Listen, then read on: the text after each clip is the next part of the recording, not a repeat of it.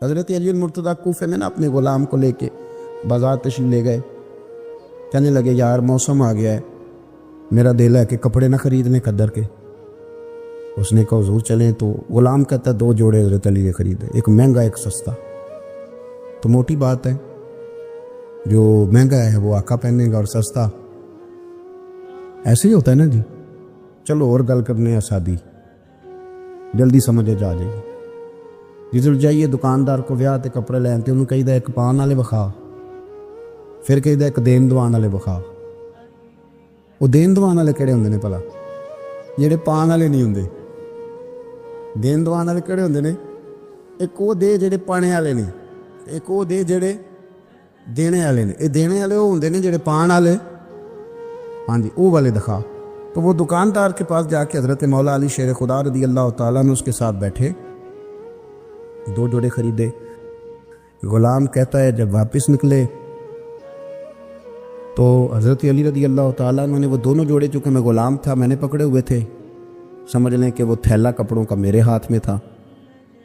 فرماتے شیر خدا کا گھر آ گیا, میرا بھی غریب خانہ آ گیا, اب ہم نے جدا ہونا تھا. تو ڈیفینیٹ بات تھی, طے تھا کہ یہ پتلا جو ہے اور کم قیمت کا جوڑا میرا ہے. تو کہتے حضرت علی شیر خدا رضی اللہ تعالیٰ عنہ نے مجھے کہا کہ میرا جوڑا دے دو. تو میں نے وہ کپڑا جو مہنگا تھا وہ ان کی طرف بڑھایا, تو انہوں نے سستے کپڑے پہ ہاتھ ڈالا. فرمانے لگے یہ تیرا ہے. اور وہ پیر صاحب بھی ایسے کر سکتے ہیں ویسے کبھی کبھی, ہاں ان کے لیے بھی جائز ہے, کوئی منع ان کے لیے بھی منع. ہاں جی نذرانہ لینا بھی سنت ہے, اور کبھی کبھی غریب مرید کو دینا بھی سنت ہے. یہ بھی سرکار کے دین میں بات موجود ہے. بلکہ حضرت شیخ شہاب الدین سہروردی سے کسی نے کہا نذرانہ کس کو کہتے ہیں؟ فرمایا امیر سے لے لینا اور غریب کو دے دینا, اسی کا نام نذرانہ ہے.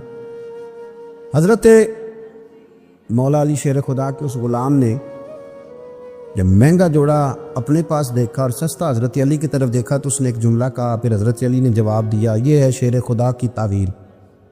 ہم نا جب بچوں کو سبق پڑھاتے ہیں نا مدارس میں, تو پہلے اعتراض قائم کرتے ہیں پھر خود اس کا جواب دیتے ہیں. تو 2 قسم کا جواب ہوتا ہے, ایک الزامی ہوتا ہے, ایک تحقیقی ہوتا ہے. کئی دفعہ ہمارے بچے مطمئن نہیں ہوتے, وہ کہتے ہیں جی میں نہیں مطمئن ہوا, جواب دوبارہ دے.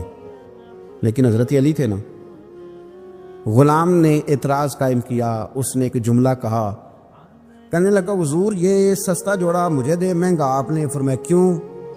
کہنے لگا اس لیے کہ آپ آقا ہیں اور میں غلام ہوں. اب شیر خدا کا جواب سنے شیروں والا. فرمانے لگے نہیں میاں, مہنگا تو پہن اور سستا میں پہن. کہنے لگا کیوں؟ فرمانے لگے اس لیے کہ میں بوڑھا ہوں تو جوان ہے. میں بوڑھا ہوں تو جوان جو ہوتے ہیں وہ پہنے کپڑے اچھے اچھے مہنگے, میرا تو بڑھاپا ہے. وہ شخص کہتا ہے کہ میرے پاس اس بات کا جواب ہی کوئی نہیں تھا. نبی پاک علیہ الصلوۃ والسلام نے فرمایا نیکی کو کبھی حقیر نہ سمجھو, کچھ نہ ہو سکے تو مسلمان بھائی سے مسکرا کے ملاقات کر لینا, اللہ صدقے کا ثواب عطا کر دے گا. آپ نے کافی ساری ماشاءاللہ سبحان اللہ کہی ہے, اور یہ مسکرا کے ملنا آج کل مشکل ہو گیا یہ کام, کیونکہ یہ دور ہے ناراض لوگوں کا دور. اس میں ہر کوئی کسی نہ کسی سے ناراض ہے, تو مل تو لیتے مسکرا کے نہیں ملتے. ملاقاتیں تو ہو جاتی ہیں, لوگ تو ہر روز ایک دوسرے سے ملتے ہیں, پر یہ دل کم ہی کسی سے ملتے ہیں. ملتے ہیں لوگ پر ملتے.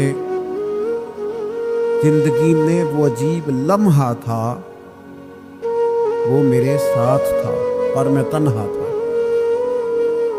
لوگ ملتے ہیں پر ملنے کو تیار. حضور نے فرمایا نیکی کو حقیر نہ سمجھو, کچھ نہ ہو سکے تو ذرا مسکرا کے مل لینا. کیا معنی ہے کسی سے ملنا تو راضی ہو کے ملنا. یہ جو مزاجوں میں گھٹن ہے کبھی اور بلا وجہ کی ہے, بعض جگہوں پہ کوئی اس کا کوئی شرعی پس منظر نہیں, کچھ نہیں, بلا وجہ. نیکیوں میں ذرا جد و جہد کی جائے, کوشش کی جائے. اصول حسنات میں کوشش کی جائے. ہم نہ بڑے سست ہیں, دنیا کے معاملے میں چست ہیں, اور خیر کٹھی کرنے میں سست ہیں. جلد از جلد آپ دیکھیں ہمارے بزرگوں نے بہت زیادہ کام کیا, بہت زیادہ. اس کی وجہ یہ تھی کہ وہ دوسروں کے کام پہ نہیں توجہ دیتے تھے, اپنے کام پہ توجہ دیتے. آج کل ہمارا یہ مسئلہ ہے کہ ہم نیکی اس لیے نہیں کر پاتے کہ ہماری اپنے کام پہ توجہ کم ہوتی ہے, دوسرے پہ زیادہ ہوتی ہے. نتیجہ کیا نکلتا ہے؟ دوسرے کئی دفعہ آگے نکل جاتے ہیں, اور ہم جو بھی منصوبے بنا رہے ہیں, پروگرام طے کر رہے ہیں, وہ معاملہ پیچھے رہ جاتا ہے. تو زندگی میں جلد از جلد خیر جمع کرنے کی کوشش کرنا. جلد از جلد. امام بخاری کی عمر 62 سال ہوئی ہے, اور قرآن مجید کے بعد وہ صحیح ترین کتاب امت کو دے گئے. وہ بہت لمبی عمر نہیں, 62 سال عمر مبارک پائی. کتنا ہمارے بزرگوں نے کہا. حضرت عمر بن عبدالعزیز کی عمر 39 سال ہوئی, پوری 40 نہیں. کتنی خیر بانٹی انہوں نے زمانے میں.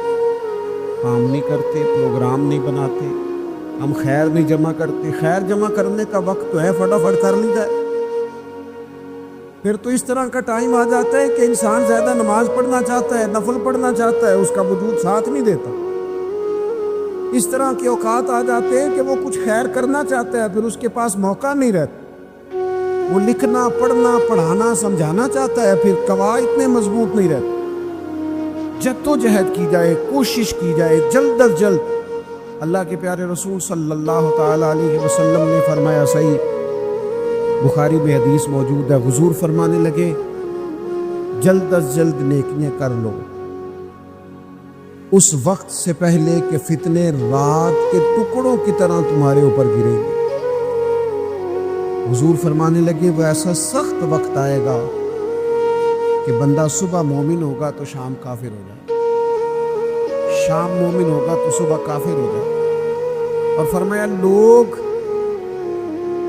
دنیا کے بدلے اپنا دین بیچ ڈالیں گے. اس سے پہلے نیکی کر لو, قبل اس کے کہ الجھا دیا جائے ذہنوں کو, پریشان کر دیا جائے. کئی جگہ مسائل نہیں بنا دیے گئے, وہ چھوڑو دی یہ تو نفل ہے, چھوڑو دی یہ تو غیر معاقدہ ہے. اعلیٰ حضرت فاضل بریلوی فرماتے ہیں جو نفل چھوڑتا ہے نا, ایک وقت آتا ہے سنت کے ترک کرنا شروع کر دیتا ہے, اور تارک سنت ایک وقت آتا ہے کہ واجبات کو چھوڑتا ہے. چونکہ وہ سیلاب اچانک نہیں آیا کرتے, پہلے چھوٹا سا سوراخ ہوتا ہے, دریا کے کنارے چھوٹا سوراخ ہوتا ہے, بند نہ کیا جائے تو بڑا ہو جاتا ہے, پھر اور بڑا ہو جاتا ہے, پھر وہ سیلاب بن جاتا ہے. کیا ہوتا ہے کہ جب ہم دیر کرتے ہیں, آپ دیکھ لیں دنیا داری میں لوگ کتنے آگے نکل گئے, کتنے دنیا داری کی جو چیزیں آئیں وہ غالب ہو گئیں. میں آپ سے پوچھا ہوں جتنے لوگوں کے پاس موبائل ہیں اتنے لوگ نمازی بھی ہیں. موبائل بعد میں آ کے غالب ہو گیا سب پہ, اور نماز. آپ یہ ایوریج نکالے نا, جتنے لوگ فیس بک پہ ہیں اتنے لوگ دینی تعلیم کے میدان میں بھی ہیں, پڑھنے پڑھانے کا مزاج بھی رکھتے ہیں. جتنی نصیحتیں کرنے میں آج لوگ نکلے ہوئے ہیں, کیا اتنی خیر بھی دنیا میں بٹ گئی؟ جتنی جدید ٹیکنالوجی آ گئی سب ہم نے حاصل کر لی, بری بات نہیں, ٹھیک ہے, اچھی بات. لیکن سوال یہ ہے کہ وہ باتیں جو سالوں سے ہو رہی ہیں اور جو ہمارے دین کے فرائض میں شامل ہے ان پر عمل کب ہوگا؟ اور میں یہ بہت سارے لوگ ہیں نا دعوت دیتے ہیں کہ آپ تشریف لائیں, وہ اس جگہ پہ آ کے کچھ بات کریں, تو میں دوستوں سے کہتا ہوں تقریریں تو اب بڑی سن لی لوگوں نے, تو زمانہ ہو گیا تقریریں کرتے سنتے. سوال تو یہ ہے کہ جو سنا ہے اس پر عمل کس دن کرنا, وہ پہلا قدم جو عمل کا ہے وہ کس دن اٹھانا ہے. یہ کوئی گورکھ دھندا تو نہیں ہے نا کہ نشستن گفتن برخاستن. دیکھیں نا قرآن مجید کی آیات نازل ہوتی تھی, صحابہ دوڑ پڑتے تھے عمل کرنے کے لیے. لن تنالوا البر حتى تنفقوا مما تحبون, تم بھلائی کو نہیں پہنچو گے جب تک اپنی پیاری چیز خرچ نہ کرو. وہی آیت ہم نے بھی سنی ہوئی ہے. میں آپ سے ہاتھ نہیں اٹھواتا، آپ خود اپنے آپ سے پوچھیں، میں اپنے آپ سے پوچھتا ہوں کب پیاری چیز لا کے خرچ کیا ہم نے اللہ کے راستے میں؟ لیکن جب نازل ہوئی تھی، عبداللہ ابن عمر کو گھوڑا پیارا تھا، انہوں نے فوراً لا کے پیش کر دیا تھا۔ حضرت ابو طلحہ انصاری کو باغ پیارا تھا، انہوں نے فوراً لا کے حضور کی بارگاہ میں پیش کر دیا تھا۔ ہم کب یہ کام کریں کہ ہم سن رہے ہیں، ہمیں آتی ہے، ہم آگے بڑھا رہے ہیں، لیکن جلدی سے صحابہ کا یہ مزاج تھا کہ جیسے ہی ان تک خیر پہنچی انہوں نے عمل کر کے دکھایا، جیسے نصیحت ملی اس نصیحت پر وہ عامل ہو گئے۔ امام جعفر صادق رضی اللہ تعالیٰ عنہ سے ایک شخص نے پوچھا، حضور میں دین کی خدمت کرنا چاہتا ہوں، تبلیغ کرنا چاہتا ہوں، کوئی طریقہ بتائیں۔ بہت سارے لوگ ہیں آج کل جو یہ چاہتے ہیں کہ جناب مجھے نہ کوئی آپ نسخہ بتائیں، کوئی سلیقہ بتائیں، میں دین کا کام کرنا چاہتا ہوں، دعوت خیر دینا چاہتا ہوں، کوئی طریقہ بتائیں۔ تو سیدنا امام جعفر صادق رضی اللہ تعالیٰ عنہ فرمانے لگے، آسان طریقہ ہے، اور بغیر کسی فلسفے کے، بغیر کسی الجھی ہوئی گتھی کے سلجھی ہوئی بات ہے، بالکل طے۔ تو دین کی تبلیغ کرنا چاہتا ہے؟ اس نے کہا، تو فرمانے لگی بڑا آسان نسخہ ہے، اگر تو دین پھیلانا چاہتا ہے، تبلیغ کرنا چاہتا ہے، تو دین پر عمل کرنا شروع کر دے۔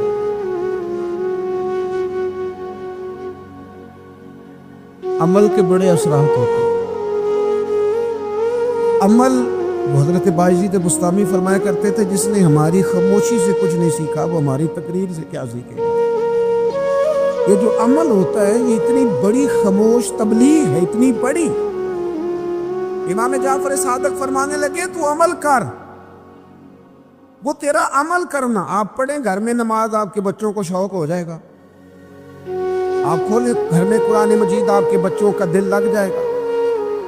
آپ بیٹھے تسبیح لے کے کہ آج میں نے آدھا گھنٹہ محبوب کی بارگاہ میں درود و سلام عرض کرنا ہے، بچوں کی طبیعت لگ جائے گی۔ عمل جو ہوتا ہے اس کا فیض بٹتا ہے، نیکی میں آگے بڑھنے کی جد و جہد، کوشش کرنا کہ میں ذرا خیر کے کام میں آگے نکلوں۔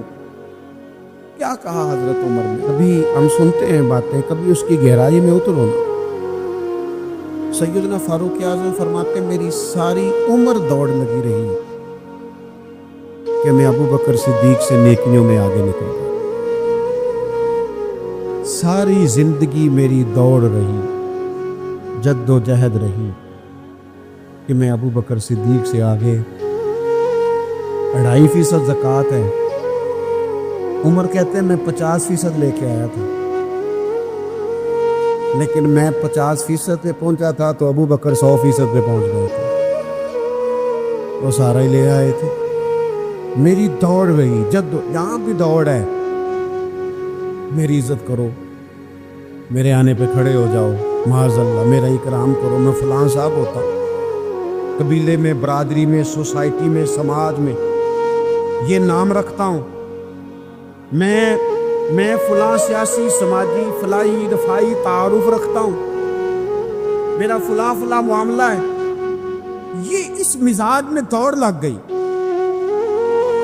اس طبیعت کی دوڑ لگ گئی، مجھے بھی مانا جائے، مجھے بھی گنا جائے، مجھے بھی شمار کیا جائے، میرا بھی نام ہو جائے، مجھے بھی عدلوں میں رکھا جائے، قرب والوں میں میرا بھی تذکرہ کیا جائے۔ جو دوڑ ہمیں بتائی اور سکھائی گئی تھی اس دوڑ میں ہم شریک کیوں نہیں ہوتے؟ اس میں آگے کیوں نہیں نکلتے؟ وہ جو ہمیں فرمایا گیا تھا کہ تمہیں پتہ چل جائے پہلی صف کا ثواب کتنا ہے تو تم قرآن اندازی کرو۔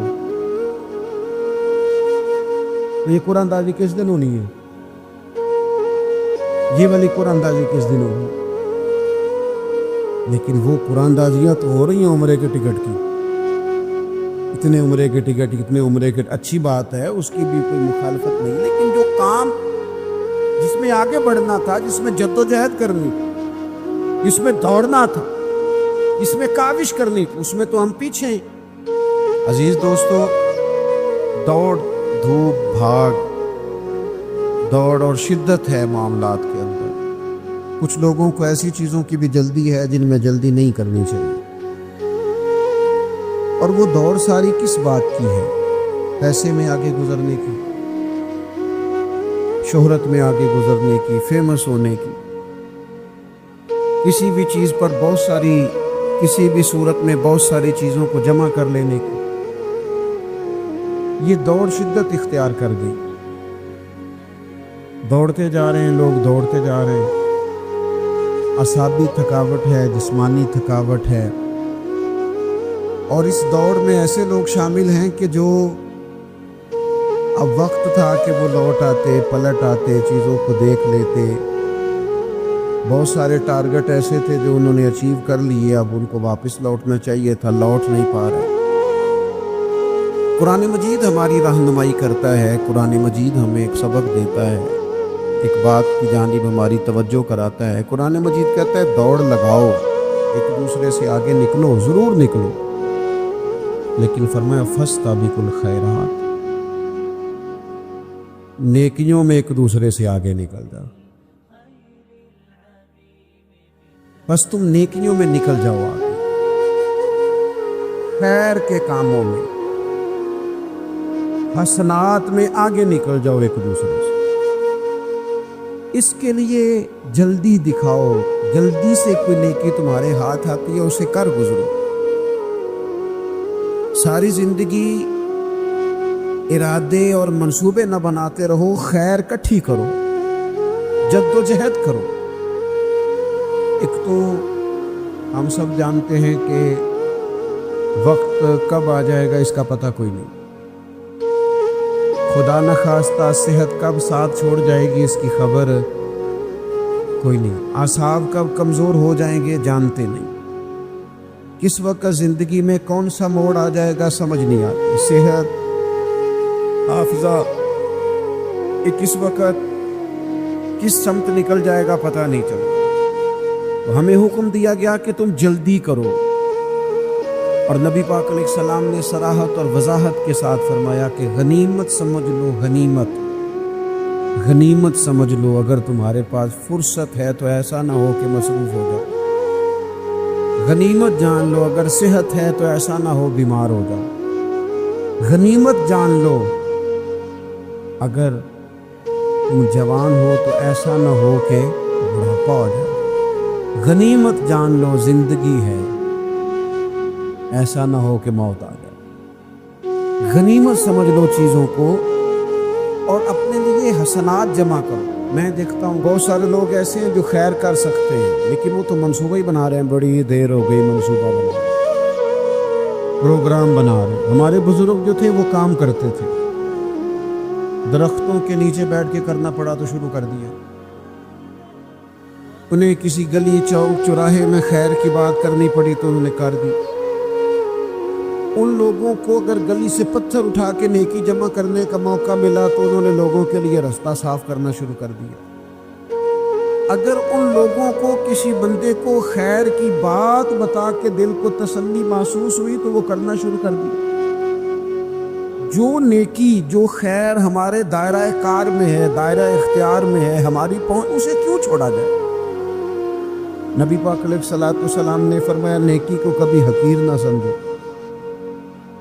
کچھ نہ ہو سکے تو مسلمان بھائی سے مسکرا کے ملاقات کر لینا، اللہ صدقے کا ثواب عطا کر دے گا۔ آپ نے کافی ساری ماشاءاللہ سبحان اللہ کہی ہے،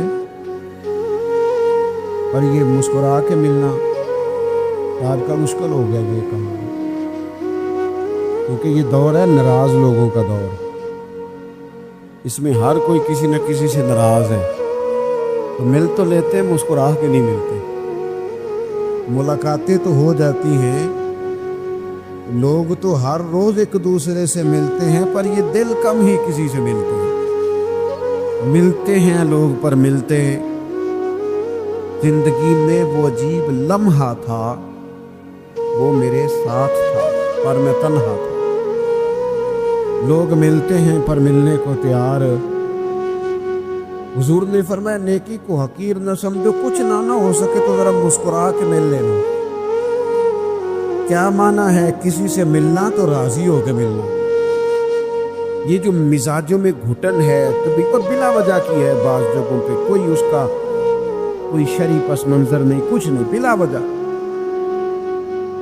नेकियों में जरा जद्दोजहद की जाए, कोशिश की जाए, उसूले हसनात में कोशिश की जाए। हम ना बड़े सुस्त हैं, दुनिया के मामले में चुस्त हैं और खैर इकट्ठी करने में सुस्त।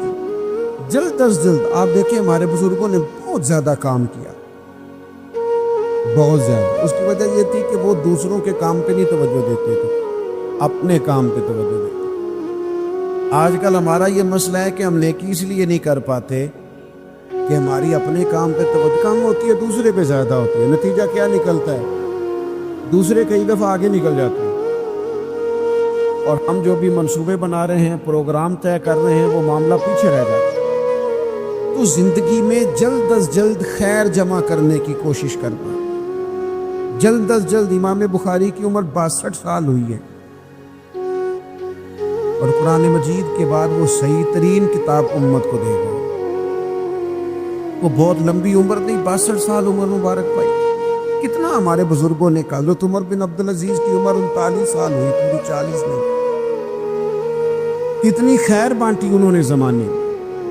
काम नहीं करते, प्रोग्राम नहीं बनाते, हम खैर नहीं जमा करते। खैर जमा करने का वक्त तो है, फटाफट कर ली जाए। फिर तो इस तरह का टाइम आ जाता है कि इंसान ज़्यादा नमाज पढ़ना चाहता है, नफल पढ़ना चाहता है, उसका वजूद साथ नहीं देता। इस तरह के औकात आ जाते हैं कि वो कुछ खैर करना चाहता है, फिर उसके पास मौका नहीं रहता। वो लिखना, पढ़ना, पढ़ाना, समझाना चाहता है, फिर कवायद इतने मजबूत नहीं रहते। जद्दोजहद की जाए, कोशिश की जाए, जल्द अज जल्द।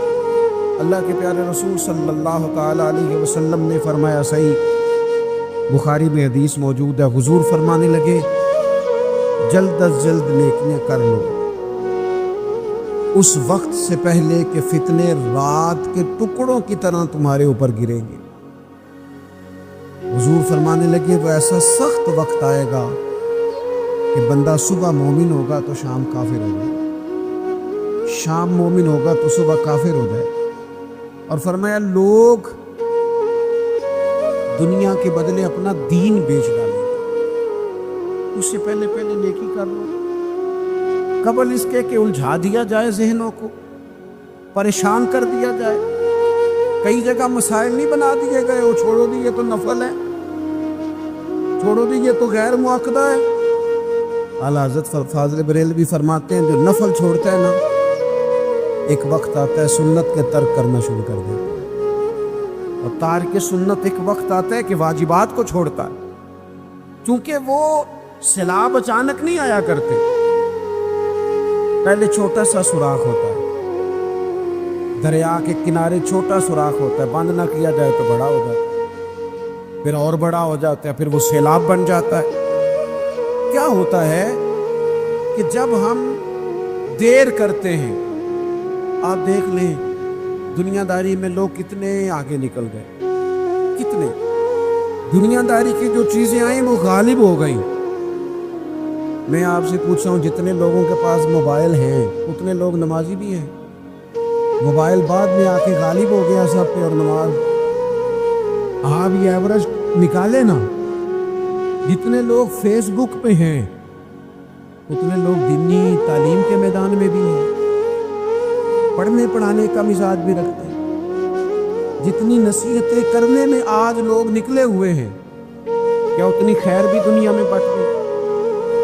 जितनी जदीद टेक्नोलॉजी आ गई सब हमने हासिल कर ली, बुरी बात नहीं, ठीक है, अच्छी बात। लेकिन सवाल ये है कि वो बातें जो सालों से हो रही हैं और जो हमारे दीन के फराइज में शामिल है, उन पर अमल कब होगा? और मैं, ये बहुत सारे लोग हैं ना, दावत देते हैं कि आप तशरीफ़ लाएं, उस जगह पे आके कुछ बात करें, तो मैं दोस्तों से कहता हूँ तकरीरें तो अब बड़ी सुन ली लोगों ने, तो ज़माना हो गया तकरीरें करते सुनते। सवाल तो ये है कि जो सुना है उस पर अमल किस दिन करना है? वो पहला कदम जो अमल का है वो किस दिन उठाना है? ये कोई गोरख धंधा तो नहीं है ना कि नशिस्तन गुफ्तन बरखास्तन। देखे ना कुरान मजीद की आयात नाजिल होती थी, सहाबा दौड़ पड़ते थे अमल करने के। लन तनालुल बिर्रा हत्ता तुनफिकू मिम्मा तुहिब्बून, तुम भलाई को नहीं पहुंचोगे जब तक अपनी प्यारी चीज खर्च ना करो। وہی آیت ہم نے بھی سنی ہوئی ہے. میں آپ سے ہاتھ نہیں اٹھواتا, آپ خود اپنے آپ سے پوچھیں, میں اپنے آپ سے پوچھتا ہوں کب پیاری چیز لا کے خرچ کی ہم نے اللہ کے راستے میں. لیکن جب نازل ہوئی تھی, عبداللہ ابن عمر کو گھوڑا پیارا تھا, انہوں نے فوراً لا کے پیش کر دیا تھا. حضرت ابو طلحہ انصاری کو باغ پیارا تھا, انہوں نے فوراً لا کے حضور کی بارگاہ میں پیش کر دیا تھا. ہم کب یہ کام کریں کہ ہم سن رہے ہیں, ہمیں آتی ہے, ہم آگے بڑھا رہے ہیں, لیکن جلدی سے صحابہ کا یہ مزاج تھا کہ جیسے ہی ان تک خیر پہنچی انہوں نے عمل کر کے دکھایا. جیسے نصیحت ملی اس نصیحت پر وہ عامل ہو گئے. امام جعفر صادق رضی اللہ تعالیٰ عنہ سے ایک شخص نے پوچھا, حضور میں دین کی خدمت کرنا چاہتا ہوں, تبلیغ کرنا چاہتا ہوں, کوئی طریقہ بتائیں.